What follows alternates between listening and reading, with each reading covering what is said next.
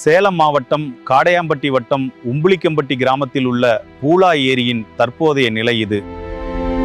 ஐயோ, பூலா ஏரியில் தண்ணீரே காணமே. நீர் இல்லனா நம்ம விவசாயமே நின்று போயிடும். நீர் என்பது வெறும் தேவை அல்ல, அது நம் வாழ்வாதாரம். இன்று சிலர் மட்டுமே தண்ணீர் பெறுகின்றனர். பலர் தட்டுப்பாட்டில் தவிக்கின்றனர். இந்த பிரச்சனையின் அடிப்படை காரணம் ஓடைகள் அடைப்பு மற்றும் நீர்நிலைகளின் ஆக்கிரமிப்புகளே. நீர் இல்லாமல் இதே நிலை தொடர்ந்தால் நம் எதிர்கால சந்ததியினர் பெரும் சிரமத்தை சந்திக்க நேரிடும். சாலையில் எழும் தூசி மாசு குழந்தைகளின் உடலுக்குள் சென்று நுரையீரலை மெதுவாக பாதிக்கிறது.